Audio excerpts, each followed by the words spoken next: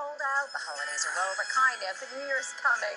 Those transitions can be tough for everyone in the family. But what about some ways to make that transition as easy as possible? Joining us now is author and educator, Dr. Amy Alamar. Good morning to you. Thank you for coming in. Thanks for having me. You know, it's funny because you always hit these points just as I'm thinking them at home with the kids. First of all, everyone is exhausted from the holidays. People have been traveling all over the place. The holidays aren't done yet. We have a big night tomorrow night.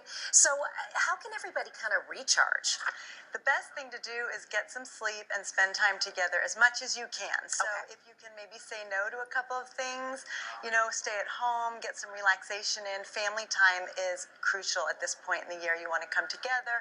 And people don't realize that spending time with family, research suggests that that actually helps your kids emotionally and it helps your relationship with them. Oh, well, those are all good things. Yeah. Good.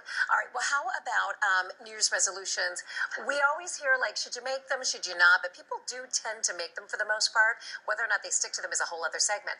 But what do you think? Should we make them? Should the kids make them? Yeah, the best thing to do is to do them with your family. So make some Okay. resolutions that you guys can achieve together. So don't shoot too high. I mean, you always want high expectations, but Right. do something that you really can do. So if it's something to do with fitness, maybe it's a family fitness challenge. You know, all those Fitbits that you got for the holidays. Right. You can set Use some them. challenges together. Yeah. And you could also do, getting some sleep in there or, getting into the homework routine, things that you really should be working on. So a lot of my friends have older kids, and they've said the same thing over and over again. The kids came home from college, they didn't see them. Now the kids are going back. Yeah. How to deal with that conundrum. Kids do want to come home and they do want to see their friends. And tomorrow night they're going to want to see their friends too. Yeah, so you're raising an independent adult. That's your job as a parent, right? So you're looking forward. And so if they're independent, great. Celebrate it, embrace it, and give them some of that freedom that comes along with it. But it's okay for family too. So set your priorities. Say, this is what we'd like to do together as much as we can, and then give them that freedom. What about, because we do talk about, the kids are underage, and, underage drinking is a conversation that has to happen. It could be a problem tomorrow night for some having that conversation.